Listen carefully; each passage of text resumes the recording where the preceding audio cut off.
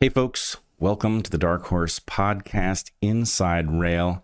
I have the distinct honor of sitting this morning with Senator Ron Johnson here in studio, which is the result of a strange and serendipitous meeting. We were literally hiking down the trail, Heather, Toby, and myself, and who should come the other direction but Ron Johnson and his wife. And I recognize you. You recognize me, and probably I was incognito. With you out of uniform, even though I know you pretty well, I don't think I would have spotted you. I would have said hello and kept going. I'm really glad that you did recognize us and stop us. And I will also just say that while you and I probably disagree on whether or not there's a creator, I think we would reach consensus on the fact that he works in some very mysterious ways. We'll agree on that, sure. Yeah, all right. So somehow... Now, we're not going to have a Tucker-Brett discussion here, I don't think. No need for it. In fact, in general, my sense is, I tend to think that those sorts of claims are metaphorical but very important, and that they stand in for things that we can't quite describe, and lots of folks, probably you, feel that they're more literal, but I don't see a huge difference between those things. So anyway, there's nothing to disagree about. It's a big mystery to me, that's all I can say. Well, I think it is to all of us. Our first sponsor for this episode of the Inside Rail is Fresh Pressed Olive Oil Club. We love these guys and their olive oils so much. Extra virgin olive oil is delicious and nutritious. It's healthy for your heart, helps prevent Alzheimer's, and is high in antioxidants. The list of health benefits from olive oil goes on. And it's a cornerstone of Mediterranean diets. But if you've never had excellent fresh olive oil, you may wonder what all the fuss is about. Fresh Pressed Olive Oil Club is the brainchild of TJ Robinson, also known as the Olive Oil Hunter. He brings the freshest, most flavorful, nutrient-rich olive oils from harvest to your door. TJ's farm fresh oils are incredible. We've received 6 different varietals, all with noticeably different flavors, and we've used them in all the usual ways. A light dressing on a caprese salad, marinade for grilled chicken, tossed with carrots and coarse sea salt before roasting. We've made olive oil cake with these fantastic oils. We've drizzled steaks with TJ's fresh olive oil before adding a nice dose of salt and letting them sit for several hours before grilling. You will not believe how good this olive oil is and how many uses there are for it. Olive oil is a succulent, delicious food that, like pretty much all fats, is best when it's fresh. But most supermarket olive oils sit on the shelf for months or even years, growing stale, dull, and flavorless, even rancid.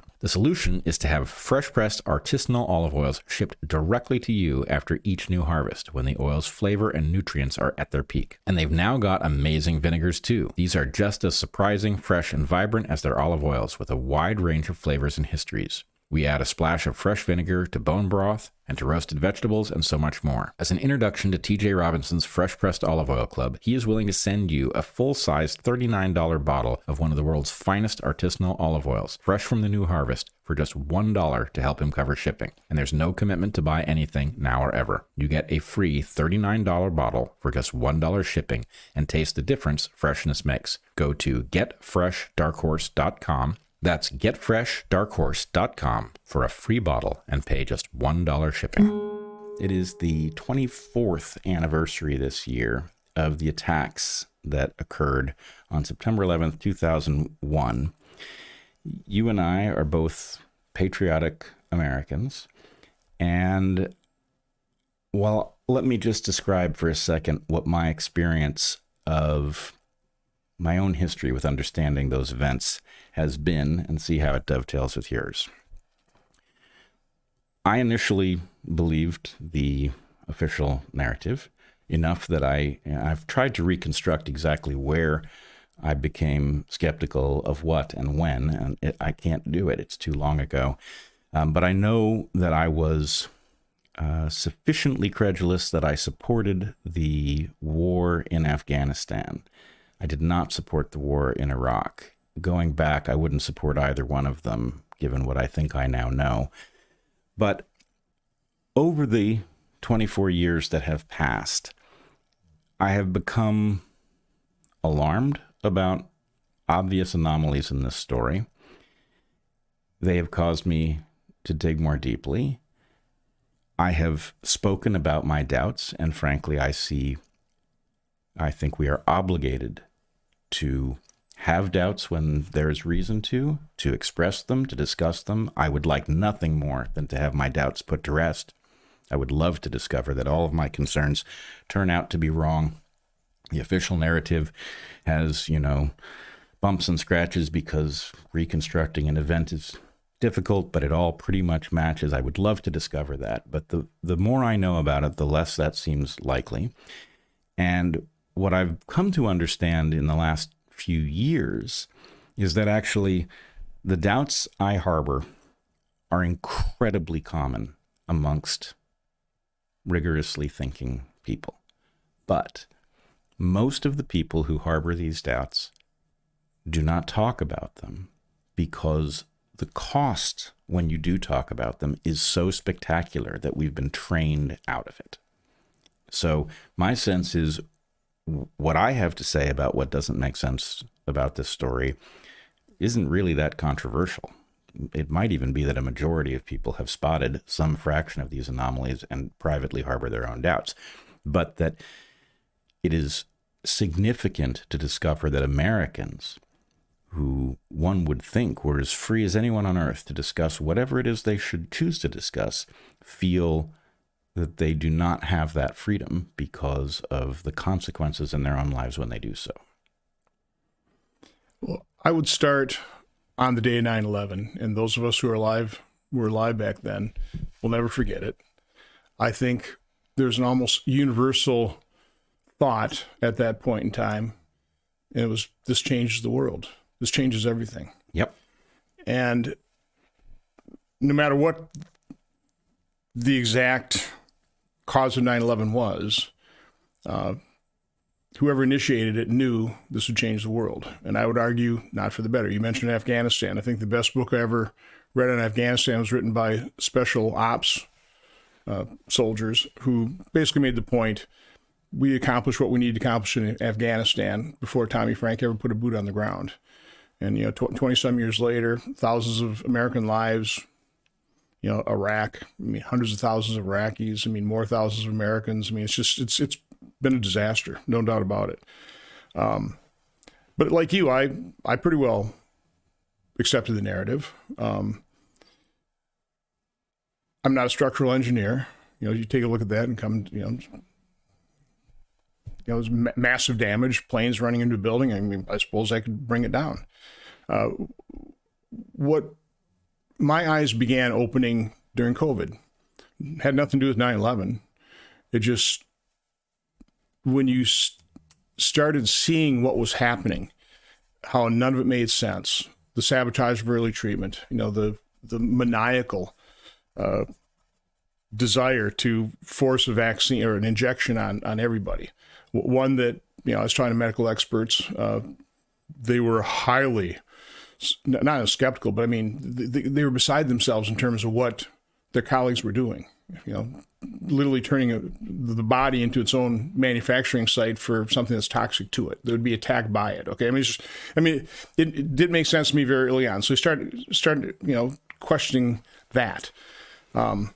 Then as my role as, former chairman of Homeland Security, now then ranking member of the Permanent Subcommittee Investigations, the chairman then, Richard Blumenthal, wanted to do an investigation into the PGA deal with Saudi Arabia, the LIV. I didn't think it was really the kind of investigation the government ought to be doing. It's a problem between private parties. Let them deal with it. We shouldn't have our nose under that tent. But the result of that, high-profile hearing, I had the families of 9/11 come up to me then in the hallway, in the Hart Building, with a stack of papers. This was what the FBI had released in terms of what we knew about Saudi involvement. It's heavily redacted. You couldn't make head or tails of it. And they were literally begging me, can you use your position here to get the government to release this FBI report unredacted? That's where I started going down that rabbit hole. And, the result of that, and you probably have the same reactions when you start asking a few questions, those who, the firefighters, the families in 9/11, people who lost their loved ones, the people who really paid attention, that know that the narrative doesn't make sense at all, just with a little bit of scrutiny, They start sending you information. You get, for example, links to, calling out Bravo 7, Building 7. I had never heard of World Trade Center Building 7, never heard of it. But I mean, this is 20 years later. You know, I like you, I'm reasonably well informed. Okay, I read a lot. I'd never heard of it. And then you feel like, why? And then you see that thing come down, and I've seen enough, because it's cool to look at. I mean, when you see a controlled demolition, I'd love to see one of those things in person, you know? Sure. And here it sure looks like we experienced that on September 11th, and nobody talked about it.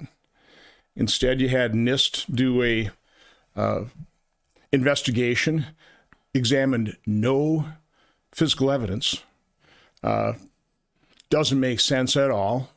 It's been that their investigation has been reviewed by a structural engineering professor up in University of Alaska, 4-year project.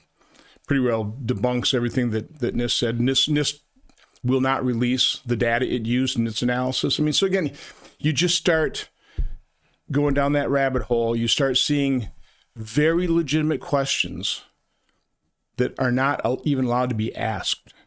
And that just raises my own suspicion. So no, my eyes are wide open at this point in time. And again, you talk to more and more people, and I just have more and more legitimate questions. Our second sponsor is ancient. It's Armra. Armra is colostrum. Colostrum is the first food that every mammal eats. It is produced in the first 2 or 3 days of an infant's life and is nutritionally different from the milk that comes in afterward. Colostrum serves many vital functions, including that of protecting and strengthening the mucosal barriers for infants before their own barriers mature. Modern living breaks down your mucosal and immune barriers, and Armra is the superfood that builds them back. Armra colostrum protects and strengthens your body's barriers, creating a seal that guards against inflammation and everyday toxins, pollutants, and threats. Armra uses their cold chain biopotent technology to concentrate colostrum's 400-plus living nutrients into their most pure and bioavailable form. According to a review published in the journal Clinical Nutrition Open Science in 2022, bovine colostrum has been used to treat cancer, AIDS, polio, heart disease, and rheumatoid arthritis. It is a general anti-inflammatory, and its use in adults is known to increase lean muscle mass, improve athletic performance and recovery time, support healthy digestion, and reduce allergy symptoms. Armra starts with sustainably sourced colostrum from grass-fed cows on their co-op of dairy farms in the U.S., and they source only the surplus colostrum after calves are fully fed. Unlike most colostrums, which use heat pasteurization that depletes nutrient potency, Armra uses their cold chain biopotent technology, an innovative process that purifies and preserves the integrity of hundreds of bioactive nutrients while removing casein and fat to guarantee the highest potency and bioavailability of any colostrum on the market. The quality control is far above industry standards, including being certified to be glyphosate-free. Benefits of Armra's colostrum also include clearing of blemishes, shinier, thicker hair, stabilization of blood sugar levels, and acceleration of fat burning. And colostrum has been shown to significantly improve fitness endurance and significantly decrease recovery time after intense exercise. Armra has a special offer for the DarkHorse audience. Receive 15% off your first order. Go to tryarmra.com/darkhorse or enter DarkHorse to get 15% off your first order. That's tryarmra.com/darkhorse. Our final sponsor today is Masa. Masa makes delicious, healthy chips that aren't going to make you sick because they're made with real whole ingredients, the way that all food used to be made. These chips are fried in 100% beef tallow. No seed oils ever. You can taste the difference, and your body can feel the difference. America's health is declining fast. Chronic illnesses, obesity, and autoimmune diseases have exploded. Why? In large part because we've swapped real food for cheap industrial substitutes. All chips and fries used to be cooked in tallow, but in the 1990s, corporations switched to cheaper seed oils, which includes soybean, canola, sunflower, safflower, and corn. Seed oils are linked to metabolic health issues and inflammation. And today, seed oils make up 20% of the average American's daily calories. Think about that. 20% of our total calories come from seed oils. Big food companies also use artificial dyes, stabilizers, and other toxins. In contrast, Masa chips have just 3 simple ingredients: organic nixtamalized corn, sea salt, and 100% grass-fed beef tallow. Absolutely no seed oils, artificial dyes, or additives. ever. Beef tallow is nutrient-rich, nourishing, and makes food taste incredible. Masa chips are crunchy and delicious, and after you eat them, you'll feel satisfied, satiated, and energetic. Masa also supports American farms and regenerative agriculture.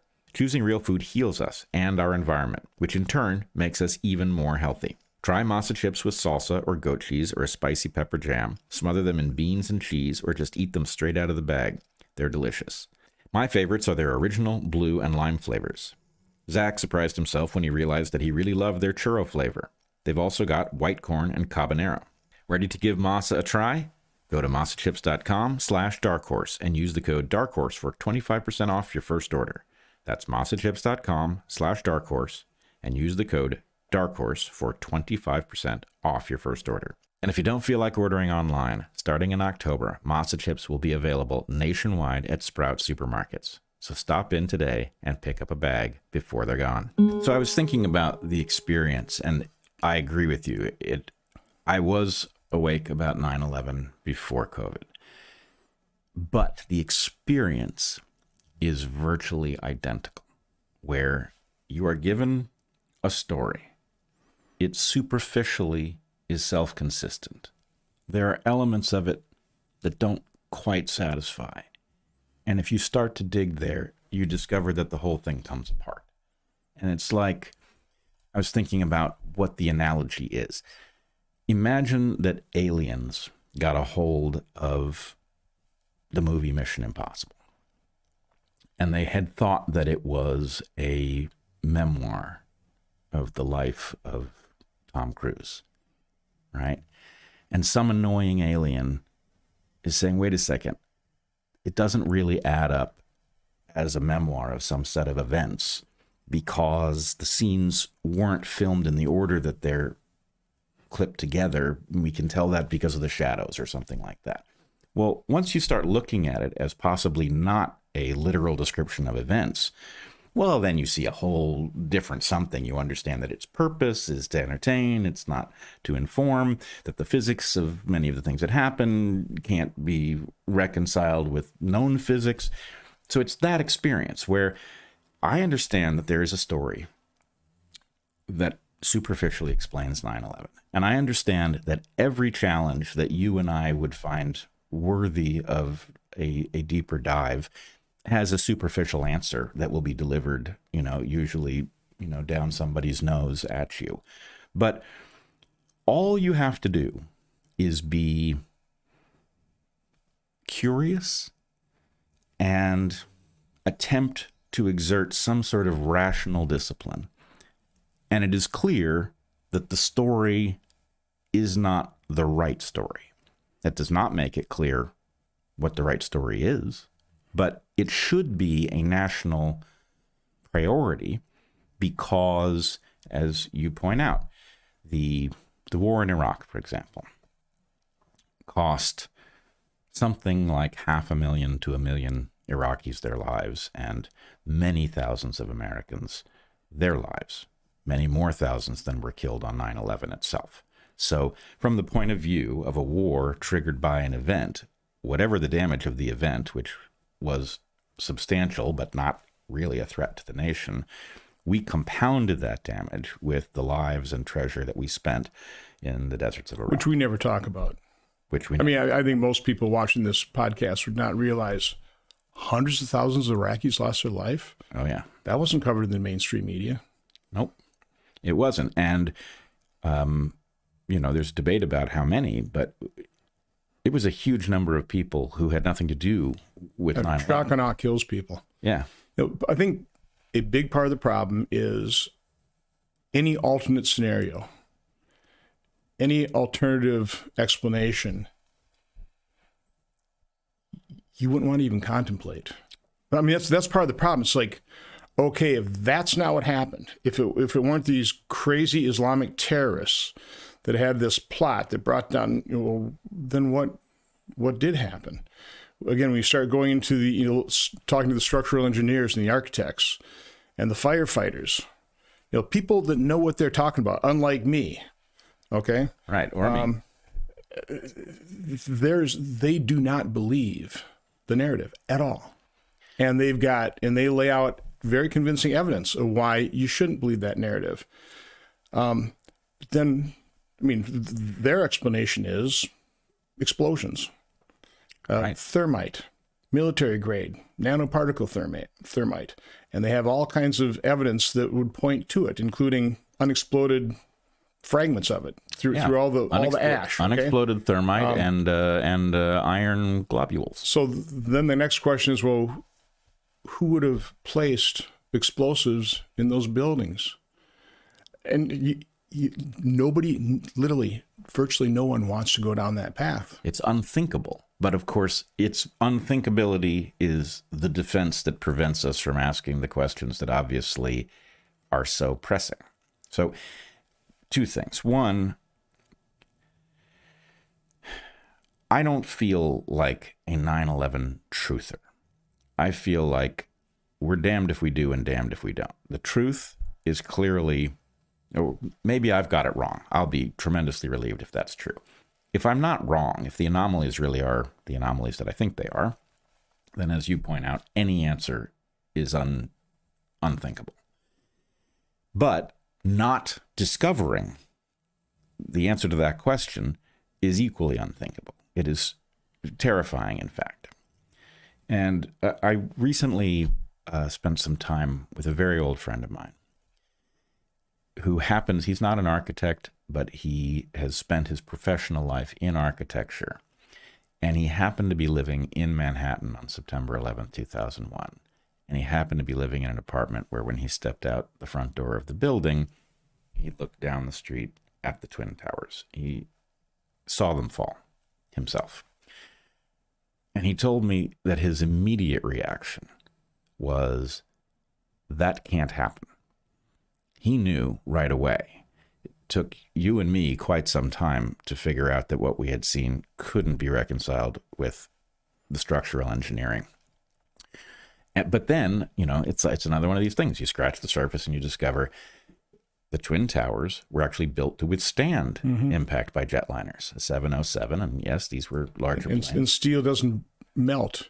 Right. At the temperature that jet fuel burns at, or ordinary office fires burn at. It doesn't happen. That it just doesn't happen. Right. And there have been lots of fires, and the buildings are charred, but they remain standing. And even if something anomalous existed in this context that would explain the difference between what you would expect to happen to such a building and what did happen, it doesn't fall. None of them fall like that. And if they did, you wouldn't have firefighters, no matter how brave they are, walking up into danger because, again, the firefighters went up there because they did not feel like this thing was going to collapse on them. No, they're walking into danger. They got fires to put out. One of the more famous firefighters lost their life, Ariel Palmer, went up the elevator to the 40th floor, then walked up to, I think it's the 74th floor. And he's reporting a minute before the towers fell. Okay, we've got a couple fires here. We'd be able to handle them, pretty easy. Be able to put these things out. Again, they're trying to get up to the upper floors to evacuate people. I mean, that's what's on their in their mind is not, these things can come down, because no building built like that to withstand, with all the fire retardants and had ever come down, and not before, not since. Right. Okay. So that's why the people really pushing for the answer to this are the 9/11 families, but in particular the firefighters who lost their brethren, who realized that this just doesn't add up. And again, if you watch Building 7, if you watch Calling Out Bravo 7, you look at those documentaries, I mean, they do a far better job, and they're far more expert. People like Richard Gage, the former head of the, I guess, architects and engineers for 9/11. I mean, these are people who have devoted their lives since 9/11 to just try and get the truth out. They're not crazy people. They are dedicated. They know what the vast majority of the rest of us don't know. And again, you kind of, why is there such resistance?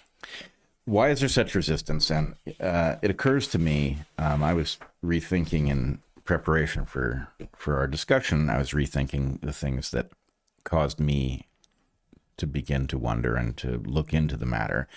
And I remembered Max Cleland. Max Cleland was a Democratic senator from Georgia. He was a veteran. He had lost 3 limbs in the Vietnam War, and he was on the 9/11 Commission. And he resigned saying, I have the quote here, he said, "I cannot look any American in the eye, especially family members of the victims, and say that the commission had full access. This investigation is now compromised."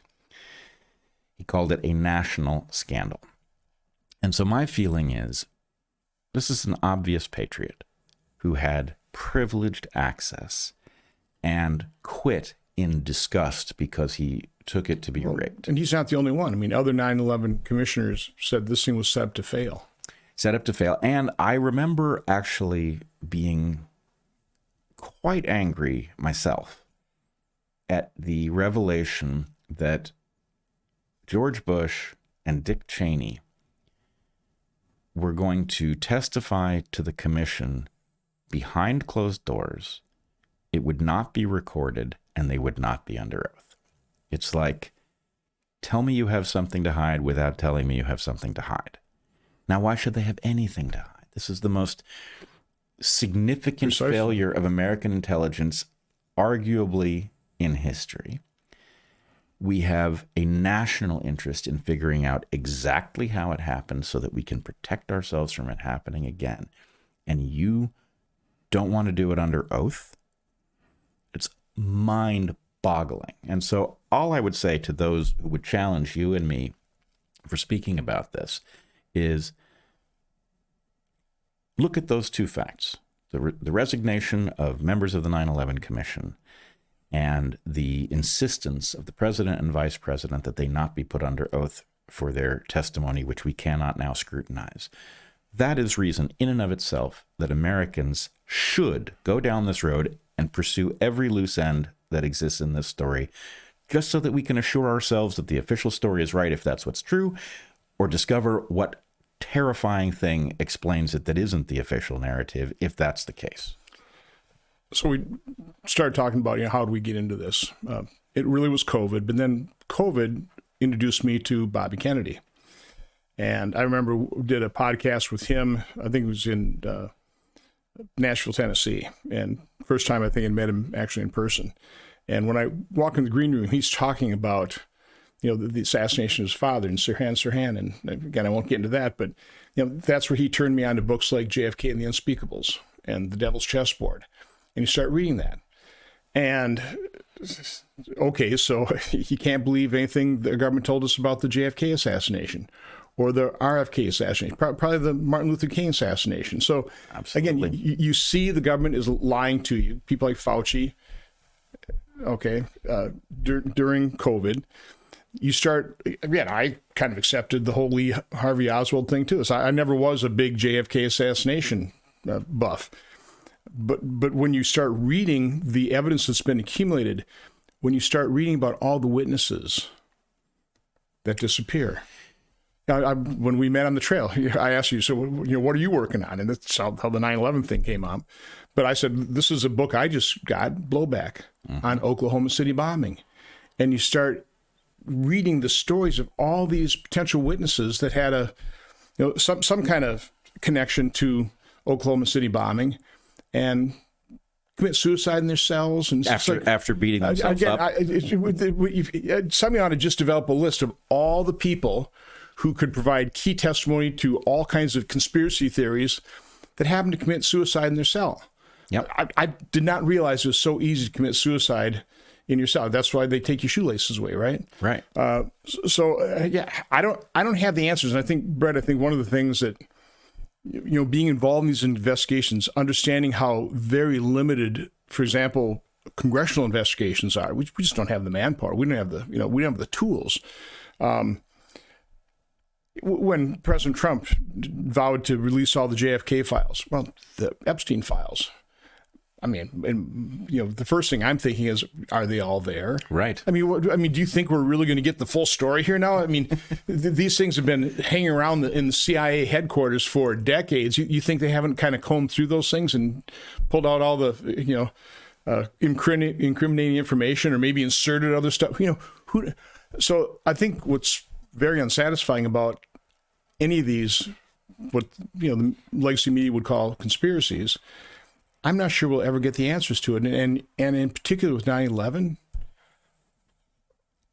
I think it's a legitimate point to be made. We maybe don't want to know the answers.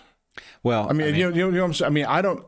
Can we really afford to know the truth? I have joked that I'm not part of the 9/11 truth movement. I'm the founder of the 9/11 fiction movement because I don't think we can handle the truth. So, I mean, that is. I mean, it's a legitimate concern.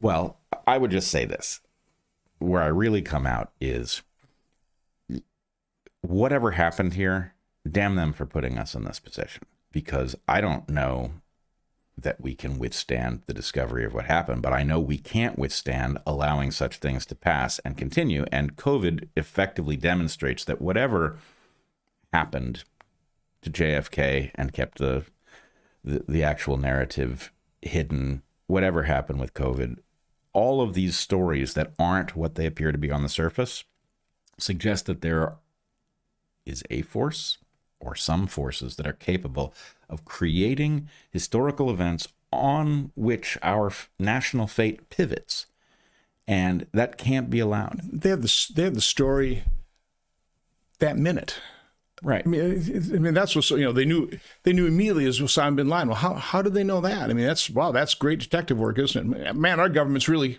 competent. And as good as the American press is, the British press is even better. They had the news of World Trade Center 7's collapse 20 minutes before it did. Right. It's insane, and it drives. And it's in the picture behind the reporter reporting on it. She's reporting on it. It's still standing in the background. But here, check this out. I wanted to make sure that I had the facts straight, and that if anything had emerged since I last looked at it, that I would have knowledge of it. So I queried Grok about whether or not the BBC had indeed reported the collapse of World Trade Center 7 before it had actually taken place, which I knew full well they had. Right. But anyway, listen to what Grok had to say on the matter. Grok said, "No evidence supports claims that the BBC reported the collapse of World Trade Center 7 before it occurred on September 11th, 2001. A widely discussed BBC broadcast aired around 4:54 p.m. Eastern mentioned World Trade Center 7's collapse, but it was after the actual collapse at approximately 5:20 p.m. Eastern. The confusion stems from a BBC reporter stating the building had collapsed while it was still visible, likely due to erroneous information from emergency services or wire reports amid the day's chaos.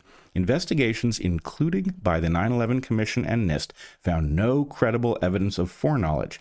Claims of a premature report often rely on misrepresentations or edited footage." There you have it. I mean, NIST has debunked that. That is the dumbest paragraph I have ever encountered. It literally says it didn't happen and then gives the 2 timestamps that show that it did. So I have learned, because I've started using Grok for looking into the budget and getting stats, that type of thing. And my chief of staff warned me to be careful, because AI is often confidently wrong. Oh, and I have determined that. Yeah, we do not want AI running the world. There's a difference between confidently wrong, though, and saying something that can't possibly be right because the sentence is contradicted by the one immediately after. So the question I always have is, who are they? Who are they? Well, I have no idea.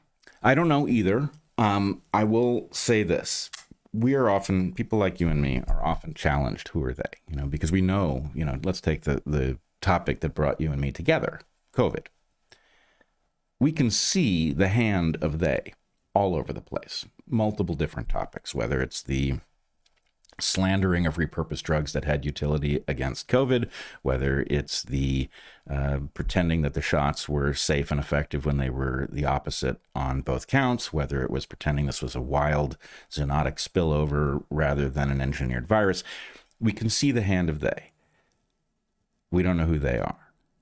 But that's not, I'd love to know who they are. I think we can name a few names that are likely on the list. But as for what who decided to do this and why, that is an open question. But if we were on a battlefield and the mortars started landing, and I said, they're shooting at us, and somebody says, well, who's they? It was like, I don't know. And at this moment, that is irrelevant. The point is the mortars are landing. They're coming this way. I don't know if that's friendly fire. I don't know if that's hostile fire. But what I do know is that there's a they implied by the rounds that are landing here, right? So we're in that situation. Yes, we would love to know who did what and why. That is an important question, even if we can't punish them. Knowing that at least allows us to recover our own history so that we can act rationally going forward. But pretending that the fact that we can't answer every question is somehow an indictment of the recognition that the story we've been given is obvious garbage, that doesn't make sense either. Well, I think with the firefighters, and I think it's a very legitimate request on their part, they're asking for a new 9/11 commission. Yeah. The President Trump appoint one. No political figures on it whatsoever. A guy like me, as open-minded, as skeptical as I am, you don't want it tainted right by politics. And I support this. They ought to have firefighters. They ought to have structural engineers. They ought to have architects. They ought to have people that actually know the stuff. At least go through and ask the questions in an official forum where they can't be called whack jobs, where nobody can attack them. So no, this is a rigorous review. Don't know that we have the answers of who they were in the case of 9/11, but can we at least get these legitimate questions on the table and start asking them? I think that's the least we ought to be able to do. I hope President Trump takes them up on their offer. He's the only one that can really do this. Yeah, and it is what we voted for. We voted for a renegade who wasn't part of the structure in order to do the things that somebody who was part of the structure couldn't do. I hope that he's in a position to do it. I don't know. And in part, this is where the question of who they are. Depends on who they are, yeah. It depends on who they are. And how powerful they are, and what kind of influence they can exert. Yeah, which, and I mean... So again, there's nothing wrong. I mean, there's nothing wrong with asking legitimate questions. No, it's our obligation. Leaping to conclusions, I don't do that. It's right. like, got to show me the proof. It just sure seems like the story that we've been given doesn't add up on, multiple fronts. So let's talk about, again, this podcast is not, it spontaneously happened based on a chance meeting on a trail. But let's, instead of trying to do an exhaustive discussion of all we're really not qualified to do it. We're not qualified to do that. But we are patriots, people who think carefully and critically about difficult topics. So what I thought would be useful is to discuss the things that after all these years bug you, the things about the story that cause you to feel that it's not just a matter of, the fog of war and the fact that, eyewitnesses don't always agree, that the anomalies are significant enough to actually falsify the official story and leave us with a question as to what replaces the official story. What are those things? Well, first of all, I think the way to analyze the problem is you have to break it down into its components. Prior to 9/11, the actual event of 9/11, and then after 9/11. So, prior to 9/11, I think there's an awful lot of evidence that the U.S. government knew a whole lot more about Al-Qaeda, the cells, some of the terrorists that were supposedly on the plane. There are a lot of questions that need to be answered about what the government knew and when they knew it prior to 9/11, which would obviously help inform you about what might have caused 9/11. Then just the actual event. And this is really what got me curious is when you see things like, why didn't I know about Building 7? Sure looks like a controlled demolition to me. I mean, how could NIST ever come up with their theory, which seems to be pretty well debunked? And then you start going down and you have, I do Zooms with Richard Gage, and, he takes me point by point, okay? And if you do that, and again, there's some great documentaries that do that. I think Graham McQueen is the guy who just painstakingly assembled and found about 156 different witnesses, pretty much that day on camera, news reporters, firefighters, survivors, saying they heard explosions, evidence of explosions. And, that's always been completely debunked, right? There were no explosions. So again, there's so much just basic science. I mean, I'd love to get, physics PhDs together and okay, go through it. Tell us how this works. Tell us how you have these multi-ton massive pieces of steel hurled away from the Twin Towers as they're falling, 60, 70, 80 miles an hour, trailing white smoke. Explain that to me. It doesn't fit in with the narrative. There's an alternate explanation. So that's 9/11. Then afterwards, you talked about Afghanistan, you talked about Iraq. I mean, if there was a rationale for some other actor other than Al Qaeda, let's face it, if Al Qaeda wanted to keep the U.S. out of the Middle East, that was the wrong way to do it. Mm-hmm. Okay, blowing up, bringing down the Twin Towers was probably the most likely way of getting us into the Middle East, and and proof is it did, and we still haven't extracted ourselves. And again, are things better off having to listen? Saddam Hussein, evil human being, okay? Yep. But in real politics, Iraq was a counterbalance to Iran. Right now, Iran's the big threat, okay? Is the world better off by not having some counterbalance in the Middle East other than just Israel against Iran? Again, unanswerable questions, but that's how I'd analyze the problem. Prior to 9/11, the actual event, and then post 9/11, take a look at it.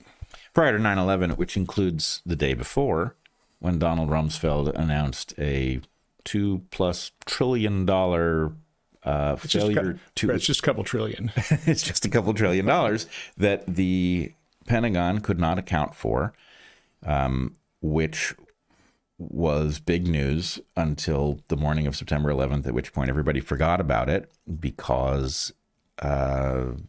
well, for multiple reasons. They forgot about it because the entire news cycle was taken over for weeks and months with the sensational events that had just taken place, but also because, strangely, the accounting section of the Pentagon, which was at least partially the locale where this accounting failure was to be analyzed and understood, was the exact section of the Pentagon that was hit by the flight that crashed there. So if that were the only anomaly here, I would say, wow, odd coincidences happen. That's really strange. But it's so far from the only coincidence that it does raise the question of whether or not, in the same way that bad news is often announced on a Friday because people don't tend to notice it. If you knew that a major historical event was going to happen, that's also a great time to announce embarrassing things so that they get swept away. I'm not saying that happened, but I am saying, in light of the other anomalies, including the very strange flight path of that flight that is understood by pilots to be well beyond the capacity of somebody who could barely fly a Cessna, raises questions. I don't like those questions. So again, from my standpoint, that's the way to approach this is, the people who are invested so much time and effort in here, and that's what I've asked them to do, is just give me the questions, give me a list of questions. They've done that. I mean, I've gotten, talk me off the list, dozens and dozens of questions here. Okay, and they're all legitimate. None of them are crazy or wacky, and there's probably a lot more.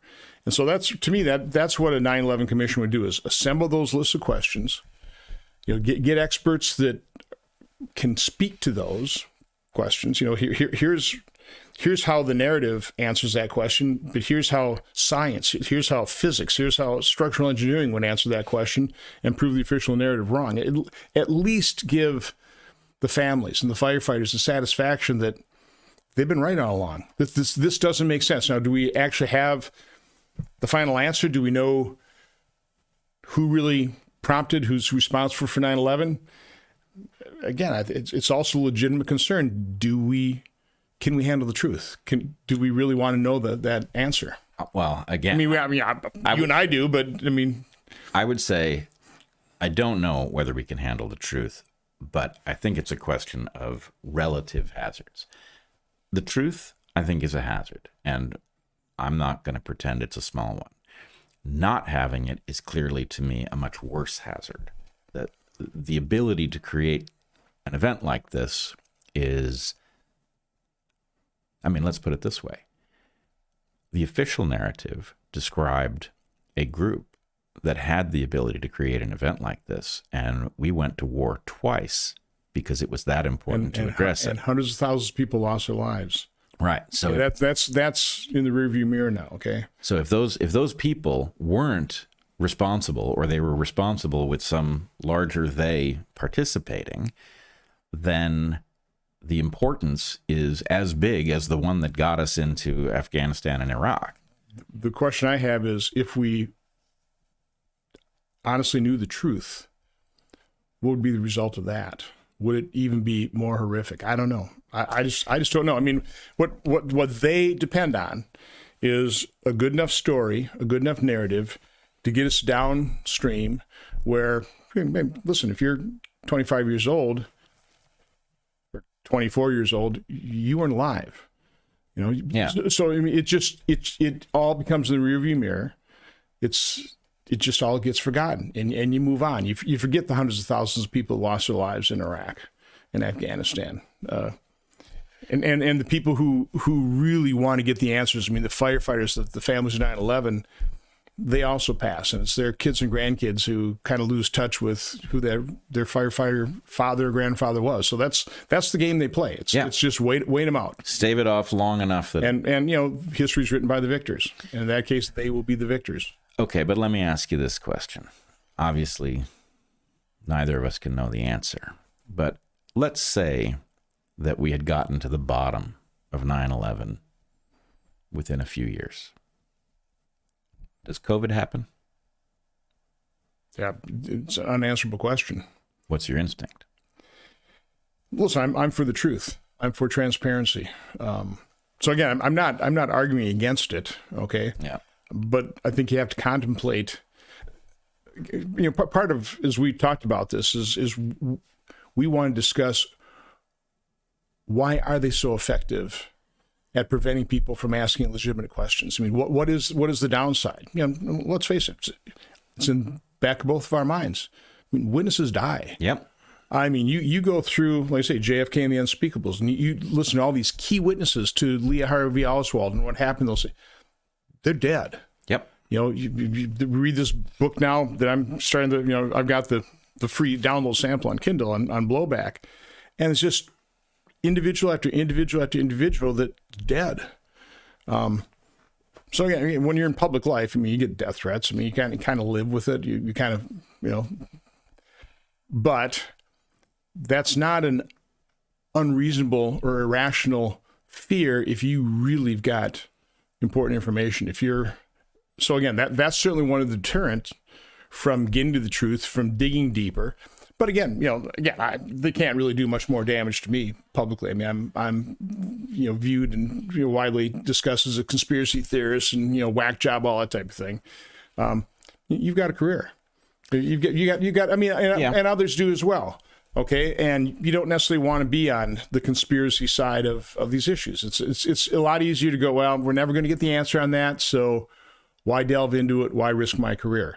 And you know, again, that's a legitimate concern on the part of people. So that, again, that's why we're, you know, 25 years down the path here from 9/11, and all these very legitimate questions are still buried. You've got Grok. You know, these large language models, right, that should have access to all this information, obviously are tuned by algorithms to embrace the narrative.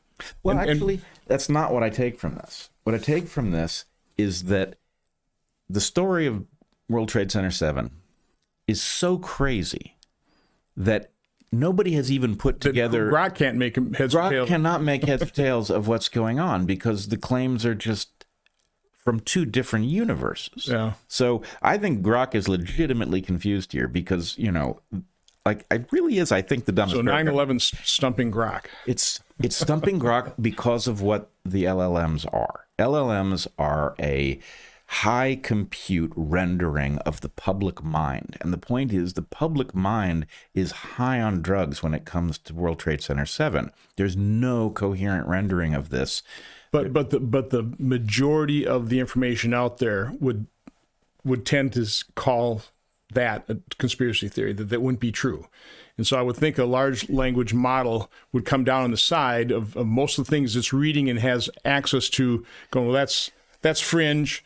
That's, ignore that and go along with the main narrative that there's no, because it says there's no evidence. But of course, the evidence is 2 sentences up where it gives you the 2 timestamps. And of course, it does suggest, I wouldn't call it foreknowledge. We don't know. It could be the weirdest coincidence in history. But it pulls out the truth, but then it goes to the narrative. And the narrative is there's no evidence. Right. So I think, look, there's a reason that all of those of us who have paid the price of questioning the 9/11 story and immediately found out that, it's worse than we feared, right? You question one thing and you hope to satisfy yourself, and it leads you to a string of others. The reason that World Trade Center 7 plays the role that it does is that it really is a smoking gun. There's no explaining World Trade Center 7 in a satisfactory way. Which is why we never heard about it. Why we didn't hear about it, right? That's the first evidence right there. They were so effectively suppressed that story. Which is because there could be no explanation for it. It's the exact opposite of what you would expect. The news tends to err in the direction of the sensational. The idea that 3 buildings fell, not 2, is more sensational. You would expect that to have been a focus, right? It would have been minor compared to the towers, but it would have nonetheless been, an important, well-known footnote of history, and yet it remained invisible to most people for a long time, which in fact brings me back to your point about murder and witnesses and fears you and I might, I think, legitimately have about having our lives ended. By the way, I'm not suicidal. I love life. Yes, me too. I can't imagine ever contemplating suicide. Well, short of some terrifying, debilitating illness from which there's no way back, I am exactly in agreement with you. Life is absolutely precious, and I not only will I not kill myself, but I drive carefully. I, treat firearms with respect. So, Two points though with respect to the tendency of witnesses to live shorter lives. One,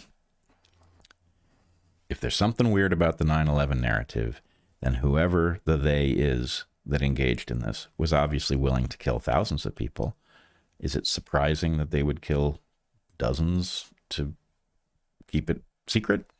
I mean, in fact, I think it's an automatic presumption that we should have that if you're willing to kill thousands, you're probably willing to kill dozens.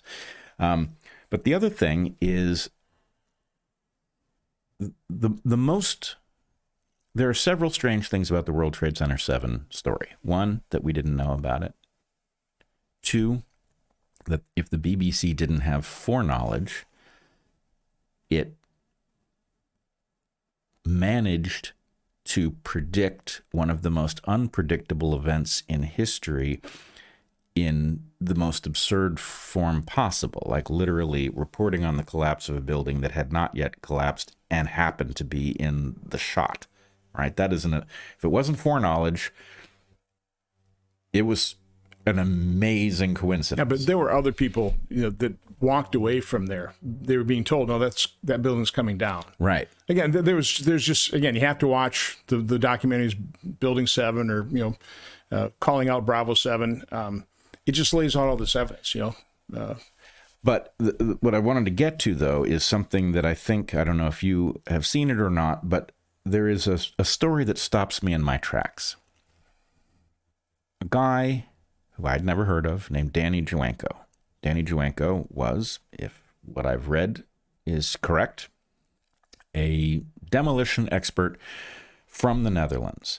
I did a little checking this morning to make sure he didn't show up suddenly in the aftermath of 9/11. No, in fact, his demolition company, there's evidence of it going back into the 90s. So he was apparently, company that bears his name, was apparently a demolition expert from the Netherlands, was caught off guard by a documentary film crew that showed him, without explaining what it was, the video of World Trade Center 7 collapsing, and asked for his opinion. And he says, well, it's obviously controlled demolition. And they reveal to him that this building fell on the same day as the Twin Towers, and he is disbelieving, because how could that possibly be the case? And He'd never heard of World Trade. he'd never heard of it. Imagine that, a demolition expert. One of three. By the way, I think Donald Trump was quoted right after 9/11 thinking that was a controlled demolition. Really? I'm quite sure, yeah. Oh, yeah, there's a phone call, I think, in some program. But anyway, Danny Joanko says it's controlled demolition. The crew asks him, well, what would it have taken? How long would it take to rig a building like that? He runs through it, and it becomes just clear that it's implausible to him that it was rigged on the day of 9/11. It's utterly clear to him that it fell because of controlled demolition, which means it must have been rigged in advance of 9/11.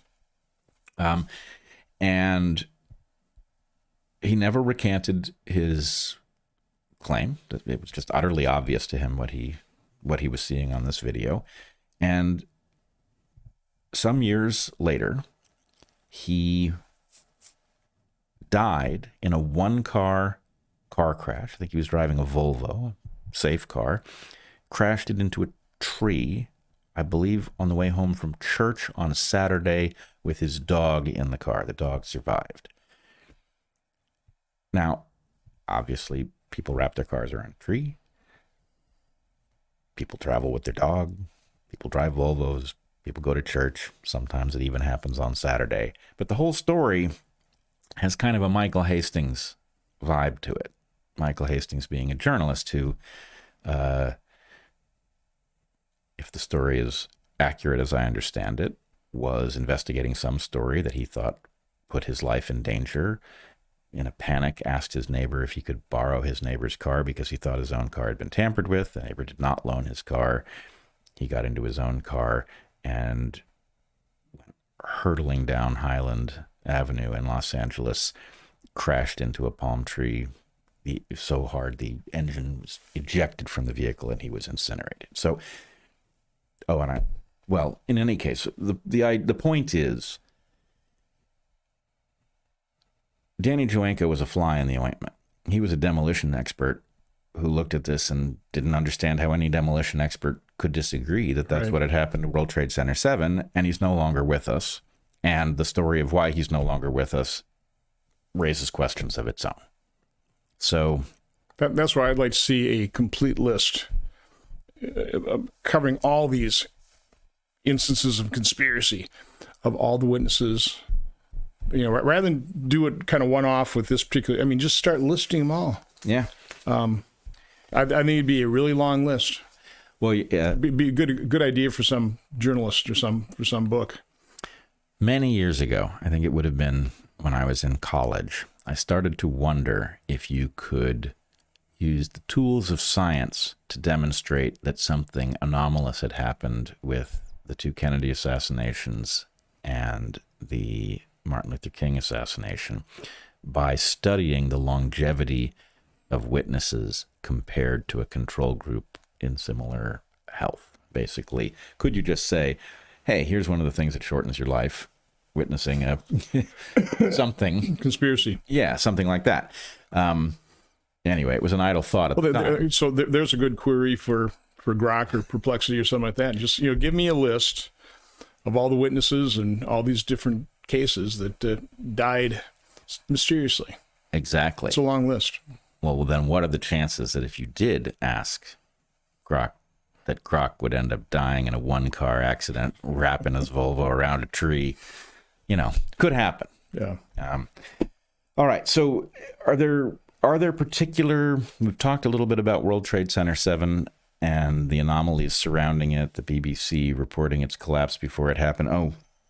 Maybe before we complete that thread, we should talk about the fact that there were two men trapped in World Trade Center 7 trying to escape trapped by explosions that I believe both of them spoke immediately about what they had experienced. There's a on-the-street interview, I think it's Barry Jennings. Barry Jennings.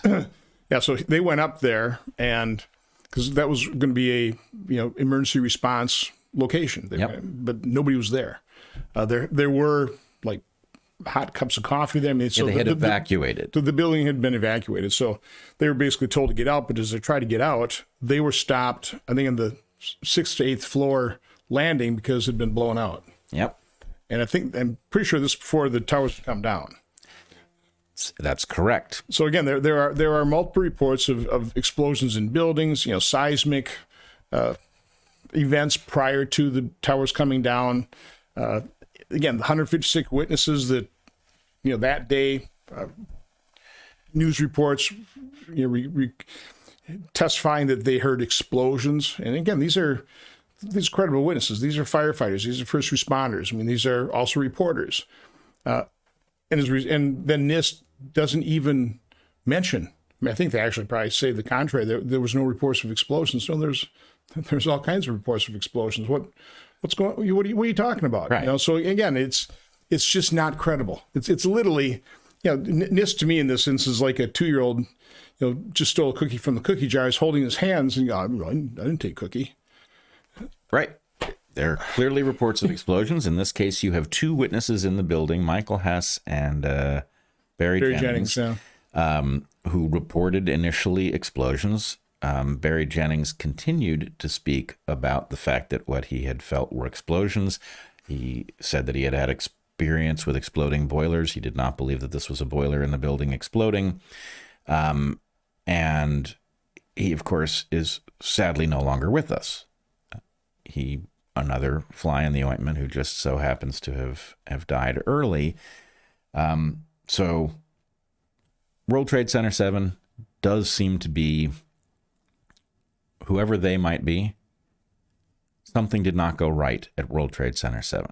There's a part of me that wonders if the plane that crashed in Shanksville was supposed to hit Building 7, which would then explain its collapse, much as the other 2 World Trade Center towers collapse was explained by the airliners that hit them, which then, of course, brings us to the question of Shanksville. Does Shanksville bother you? So it's all part of the story. I mean, it's been turned into, and it's a story of heroism. Todd Beamer, let's roll. Let's roll. Preventing whatever death was prevented by crashing into field. By the way, if you ever go to that memorial, they've got a couple rows of telephone handsets, so you can listen to the voicemail messages left by people on the plane for their loved ones. And what's extraordinary about it, it's just, again, you'd like to think just quintessential American. People weren't concerned about themselves; they were concerned about the loved ones.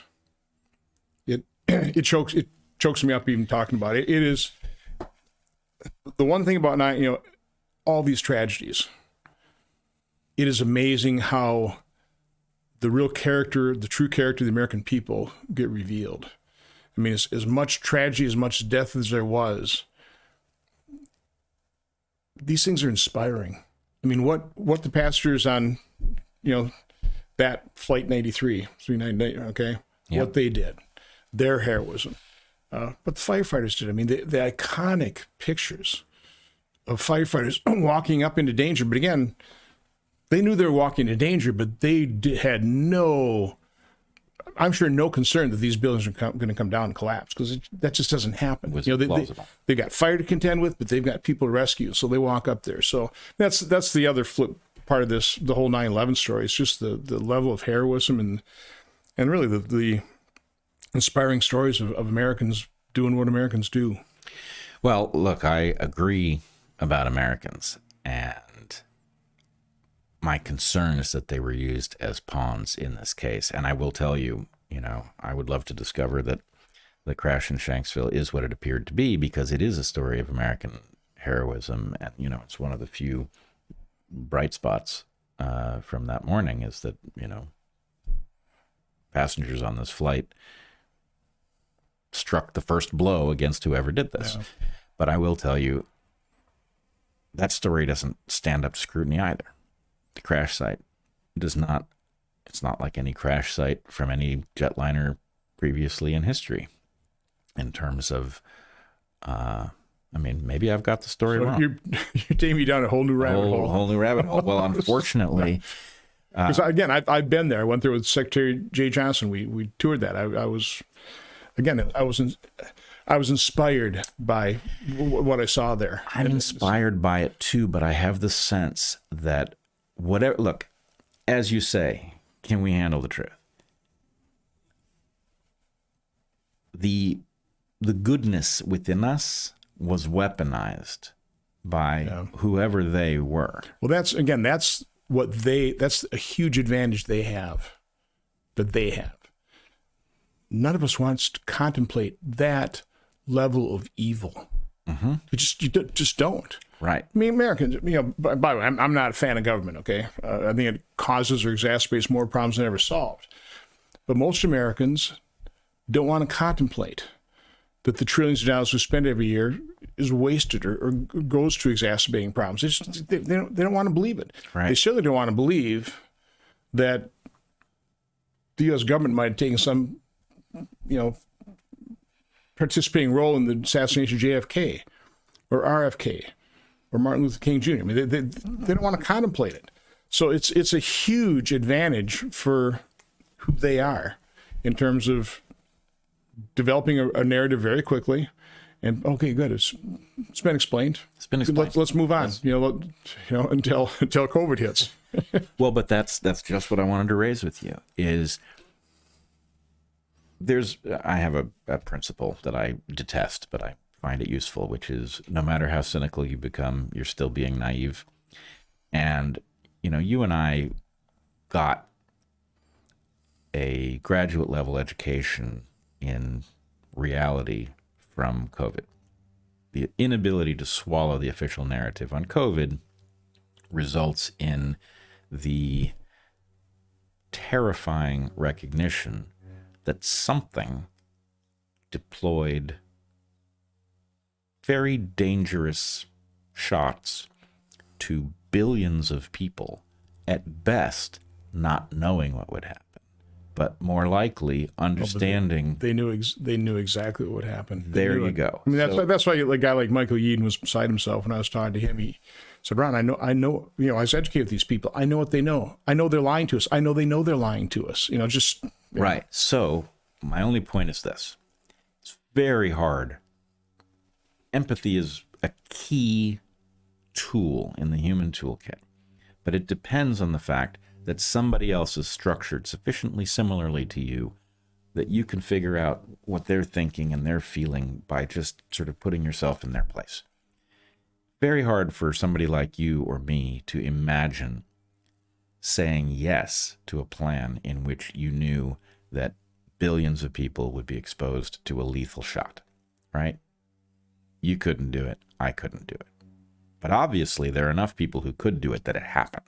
So if you take that discovery, that there are people who, presumably with files and communications and discussions could actually get to the point of saying yes to a plan that dangerous, then coming to understand how the rest of this stuff happens is much simpler. It's the one thing you really need is a willingness, a broadening of the imagination to allow you to imagine monstrousness this powerful and apparently this common.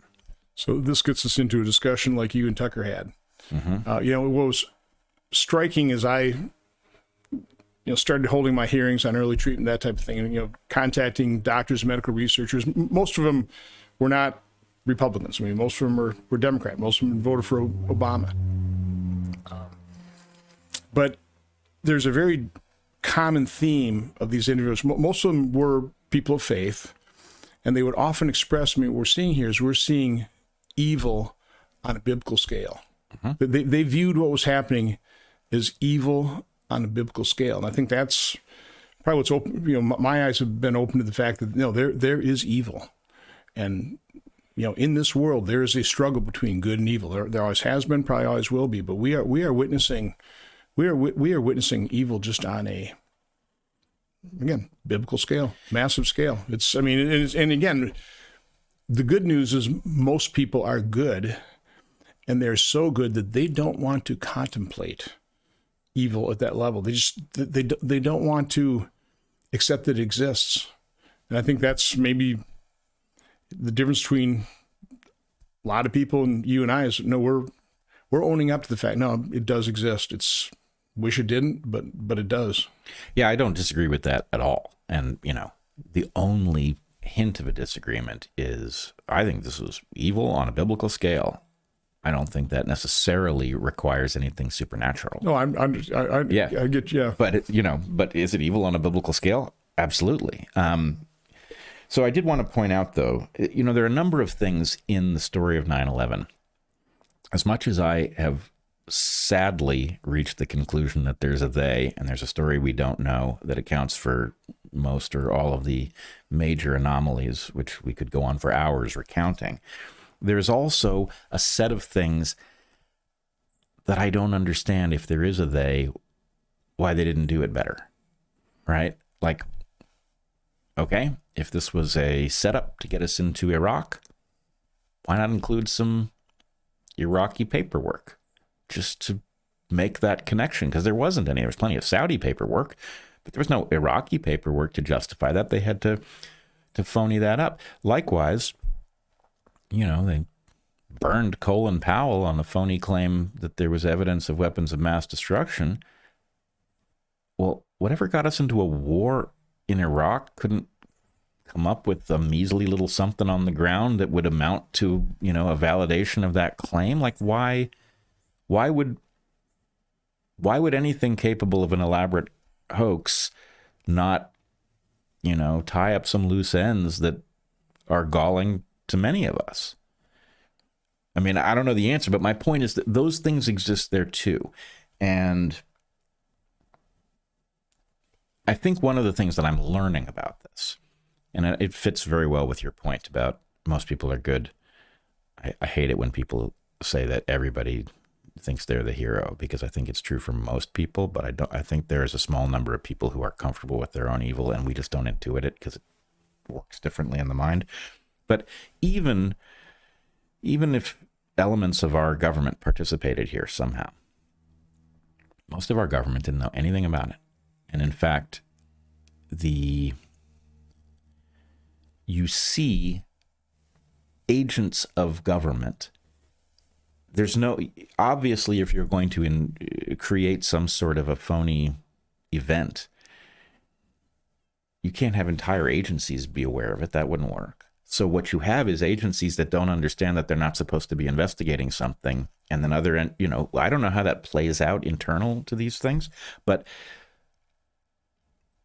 anyway, you see, for example, in the Oklahoma City bombing case, you see the FBI continuing to discover evidence that then later gets dropped, the John Doe #2 stuff.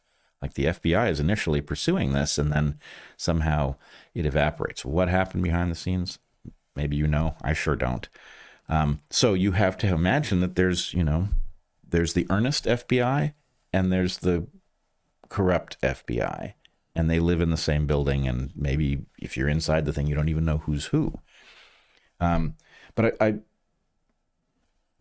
mean, there's interesting. Bobby Kennedy reports that he had a dinner with Mike Pompeo, person he does not like at all.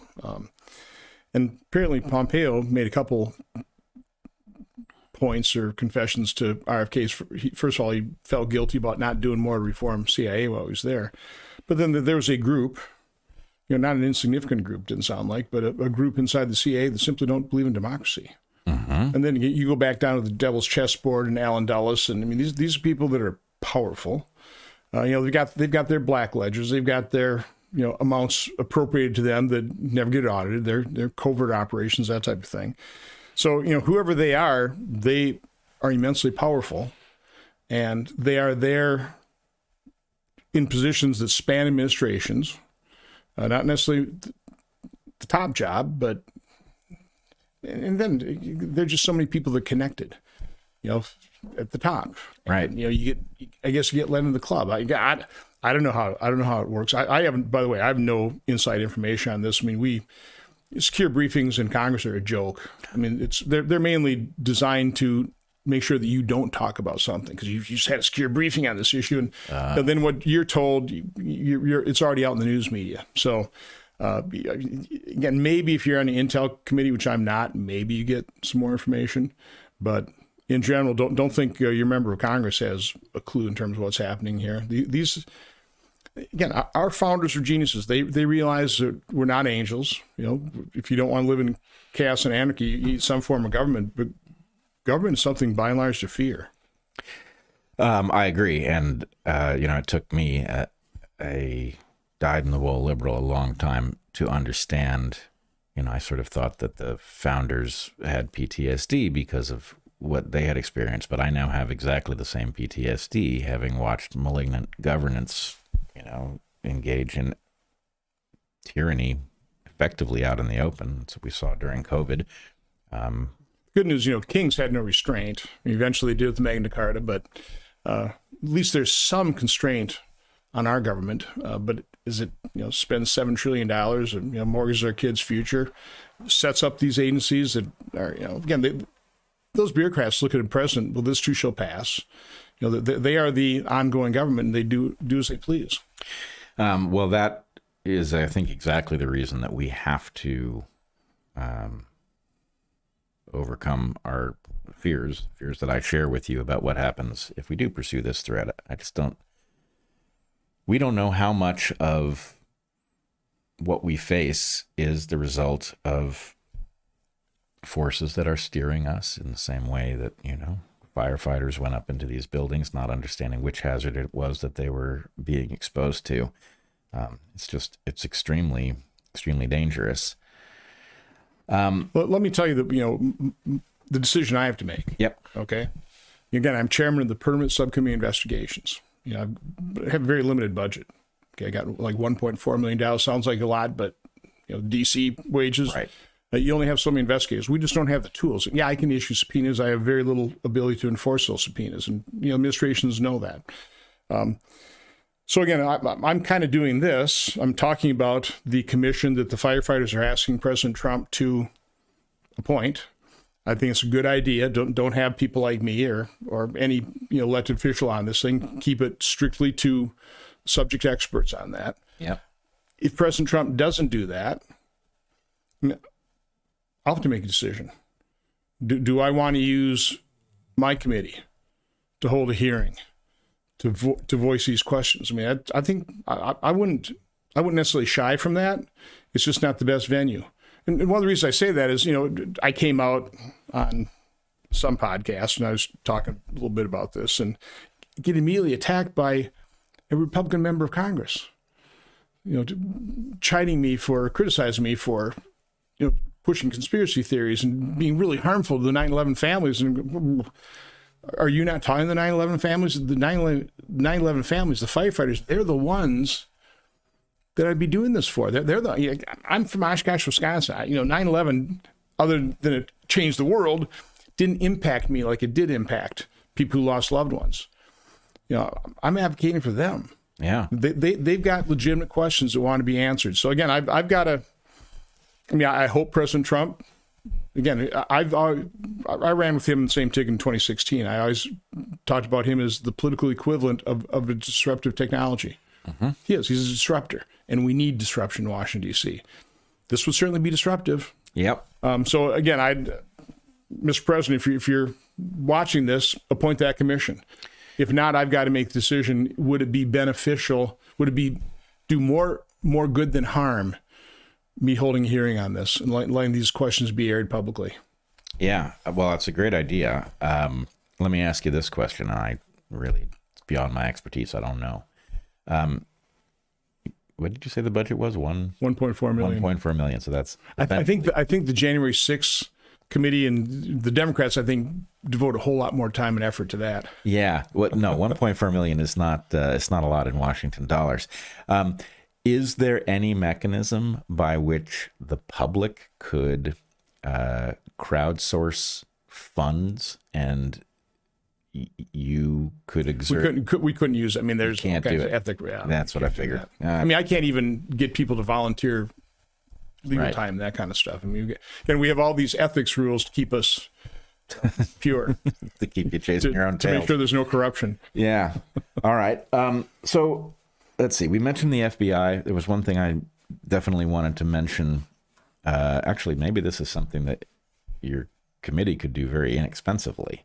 One of the things about the 9/11 story that has never stopped bothering me is there's obviously a lot of debate about what hit the Pentagon. Doesn't look like a plane to me. And it's amazing how very few videos there are. I wasn't going to go, as you were talking about the Pentagon, I was going through again. Well, that's what I wanted to get to, though. Doesn't look like a plane to me, but I am willing to accept that, first of all, a plane is an elegant structure with less material to it than you would think. The tube is what gives it structure. And so who knows? Maybe something happened that I don't quite anticipate where a lot of material went through the hole in the side of the building and we can't see it. But here's the problem with that story for me. There were a lot of videos. They were all collected by the FBI. And we've only been allowed to see one of them, which does not resolve the question. Yeah, it does. So here's the question. 24 years after this event, Get those videos. what possible purpose does it serve to not let us see the other ones unless they reflect something that is inconsistent with the narrative? So my feeling is the FBI should shut us up. Just release the damn videos. Let us see them. Let us go through them frame by frame. And then, you can put that to bed. I wasn't aware that the FBI had collected all those things. So there are more videos that exist, and Yep. the FBI has them. That's interesting. I mean, anybody watching this, if you have information, I'm open for business. I'm collecting information. I told you about a gentleman I saw outside the Hart building. He claimed to have been to my office and left them the information because I asked him if he had a business card, so I left it with your office. Nobody in my staff has that, but basically he told me the story. He is a government employee. He volunteered to help out in the aftermath of 9/11, so they assigned him to the debris pile.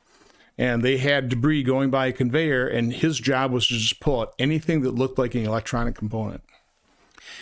Now, Again, it's just a little tidbit of information. I thought that was quite interesting when they just couldn't get rid of that crap soon enough. Put it on a barge to be recycled over in China within 2 weeks.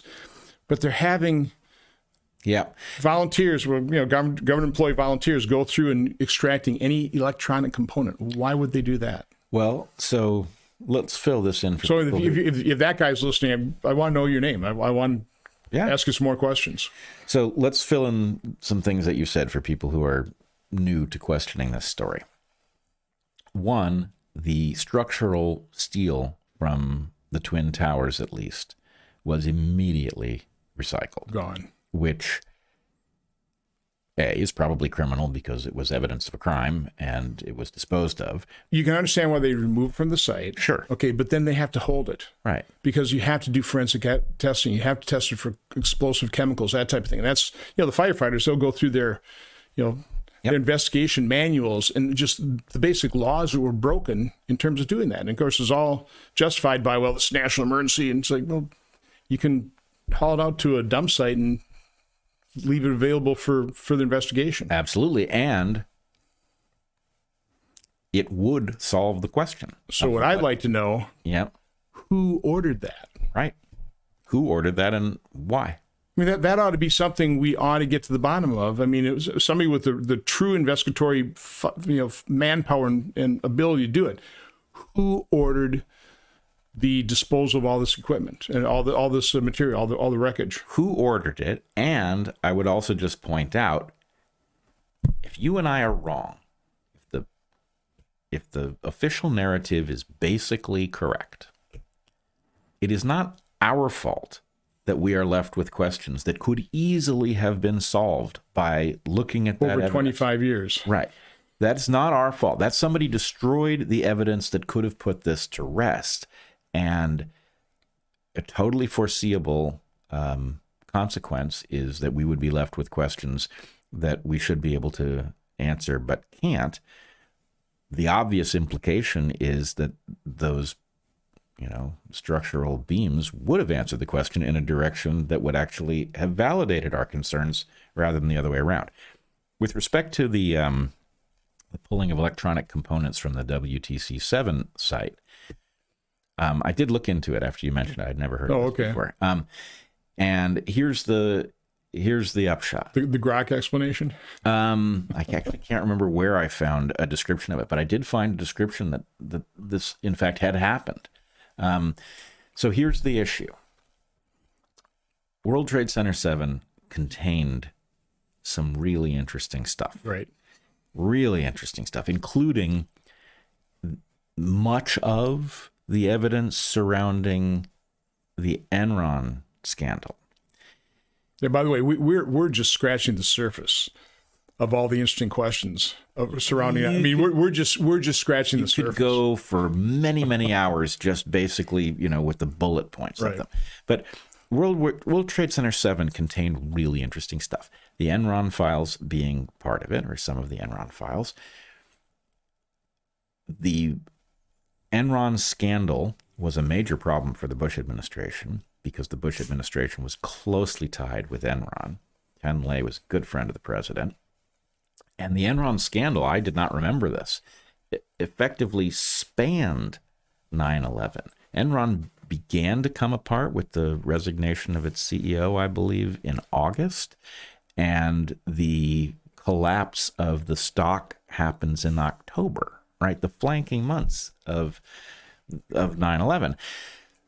And lo and behold, it was much harder to figure out what had happened because of all of the loss of documentation. So one could imagine a legitimate search for whatever remained. And it wasn't the only, the CIA also had an office in World Trade Center 7. There were many interesting things. Just there. The ownership of it, the insurance policies taken out, right. No, there's just, again, we're only scratching the surface. Only scratching the surface. But you could imagine a legitimate search to recover.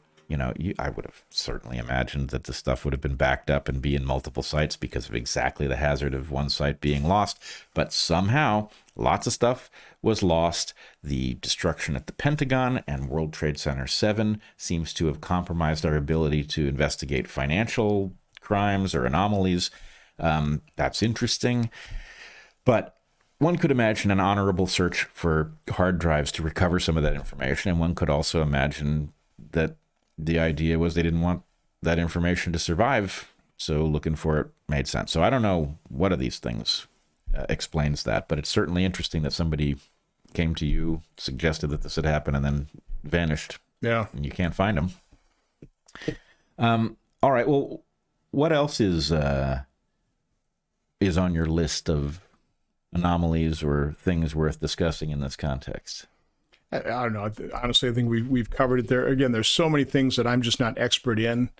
As you read about it, all I can say is if you're interested in this topic, start looking at these documentaries, start reading up about it. Richard Gage is a wealth of information.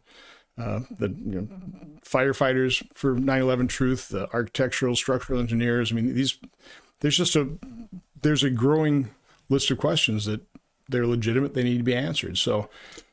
There's again just all what was housed in World Trade Center 7. Yeah, I mean I'm not expert in it. I don't understand all the thing that was supposed to be the emergency site, but they had something set up that they used immediately. It's like again, they're just so many things, and it's not like as you go down these rabbit holes that you go, well, this is a rabbit hole. These are legitimate issues. So. Again, I think the question that we were kind of discussing is why is there such reluctance for anybody to get into this? It's because people get destroyed. Yeah, you get punished. Yeah, whether it's your career or your reputation, people lose their lives. I mean, I'm assuming that we don't know anywhere near enough to be in danger from that standpoint. I hope not. I mean, but we're certainly in danger of. Again, just what I did in COVID is marginalized me enough in the eyes of the public. I mean, my wife was reading your Wikipedia page this morning, so I don't even bother reading mine. I mean, it's why subject yourself to that kind of torture? So again, it's we're human beings. We I think, enjoy or value our integrity, our reputation stuff. So you don't do this lightly, but you do it pursuing the truth. Well, I don't frankly feel, I mean, I don't feel like I have a choice. And I also would point out the toolkit that is necessary to do this work is the scientific toolkit. And even most scientists don't really know how to use it. They don't understand the philosophical requirements for a valid hypothesis and how you figure out whether or not it's been refuted. But when you apply those tools to something like this, you don't end up discovering that it all makes sense. Right. You sure don't. And you do discover, if you were studying a forest, you would know what to do because the questions lead to each other and you pursue them. In this case, what happens is the discovery of what is true leads to a social penalty, right? It's a kind of don't go there, girlfriend response, which has nothing to do with the analytics of the matter, right? It's not like you've got it wrong. That's what they say. And again, the alternate theories of what may be true, you just don't want to contemplate. Can't afford to contemplate it, but I think can't afford not to is the problem. And I do think that there's a danger. Hopefully not to us. I think in my case, I think probably what protects me is that, as annoying as I am to power sometimes, doing something about it would make the problem worse, not better, from their perspective. And we both declared we're not suicidal. We love life. Cling to the, until the last, until there's something really horrific, death in sight. Exactly. And again, I think, I've mentioned this to you. I mean, all the things that have happened to me that are serendipitous. I mean, in fact, I gave President Trump the chart that end up, a lot of serendipities. The chart that saved his life because he turned his head. But I mean, walking down a trail, not expecting to see Bret Weinstein in your family. It's like, that's Bret Weinstein. Yeah. And it was funny. Your reaction is like, oh God, somebody recognized me. And you obviously didn't recognize me because I wasn't in my Senate costume. But again, just the serendipity of that, you go with it. Doors are open. I walk in, and again, I think you are like Bobby Kennedy was with the vaccine injured, right? He knew the problem with that. Okay, Yeah. That's why he kept him at arm's length for such a long period of time till one of those moms came up to him at his house, stack of science. I'm not leaving until you read it. He read it, and to his credit, probably to his because you're compelled. You see the truth. Your eyes are open. You can't close them. And that's, I think we both are. It's like, well, again, I've seen truth after truth after truth that's been covered up and hidden, and the lies our government tells us routinely. At some point, I'm going to pursue the truth. I will try and uncover it. I'll try and expose it. Try and publicize it. And that's kind of the position we're in. We're compelled to do it. Compelled to do it. And I would say for those who have completely understandable fears about going down these rabbit holes, you will discover a much larger percentage of the thinking population has already gone down these rabbit holes than you're aware of. People have been trained not to talk about this because of the social consequences, but you are not, you are led to imagine that you are, by questioning this, a fringe human, and this is just not the case. And a huge problem now with the internet, there are a lot of rabbit holes that are rabbit holes. Yep. And people, prey and feed off of that. And so there's monetary benefit for doing that type of thing. So again, it's what's getting very difficult is what is the truth? How do you discern it? It's a real challenge. I mean, because first of all, we're biased. We all have our biases. You hear something, you go, I remember, The Onion. Yeah, of course. Okay. First time I ever read The Onion, my daughter gave it. She was going to UW-Madison, and there was a story about, and just left it on the counter, there's a story about Bill Clinton. And I was obviously biased to believe anything about Clinton. I'm just reading the story. So why isn't this in the mainstream media? I didn't realize this was a parody, joke. but I immediately believed it because I could believe that about Bill Clinton. Okay. Right. So again, I think we all have to understand our own biases, how we can easily, and the people who purveyors of these things, they understand that as well. So we're in a tough situation with AI, deep fakes, all that type of thing. It's getting more and more difficult to discern the truth. Yes, and in fact, there's a clock ticking, because at the point that AI becomes capable of making video that we can't detect, a lot of stuff that constitutes evidence, like, the video that was taken of the crash at the Pentagon, becomes meaningless because you don't know right what was generated. I mean, same thing with the Epstein video. So we got to get some of this stuff done quickly. I will also just say, though, on your point about there being lots of rabbit holes that really aren't legitimate, I completely agree with this. Not only are there lots of people who have engaged in low-quality thinking, but I also think that one of the tools that those who conspire use is they set traps. Oh, they're false flags, sure. Yeah, so they give you something that's, 70% true, but contains 30% garbage. And if you're uncritical because you're like, yeah, it was that, then you fall into these traps. So what that means is that the whole thing is a puzzle. Can you sort the wheat from the chaff? What is a real signal? Well, as chairman of the European Subcommittee on Foreign Relations, I held a hearing on Russian disinformation. And this was 2014, 2015 timeframe. And what I got out of that was Russia is not trying to convince you of their point of view. They're just trying to make sure that nobody believes anything. Yep. And that's kind of, again, that's the weapon they can use, is throw a bunch of other stuff out there that's plausible, that feeds into the bias people have.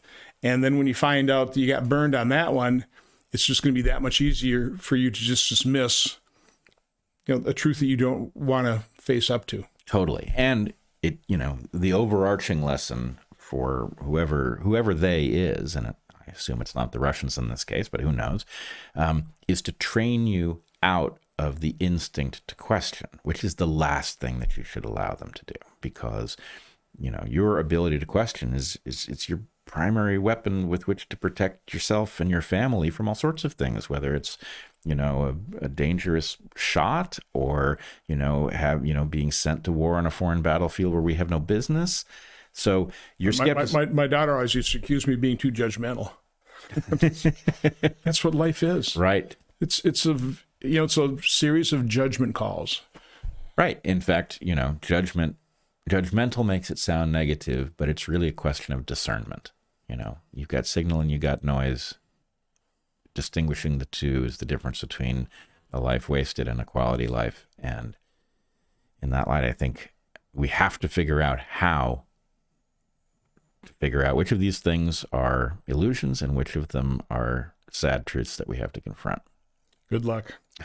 Glad I met you on that trail. Yeah, I'm really glad that we met on that trail, and I want to thank you for doing this. It obviously takes a lot of courage to say these things. The cost is not small in terms of reputation, but I think most Americans have realized by now that you are a true patriot and that you do what you do because you believe it's the right thing.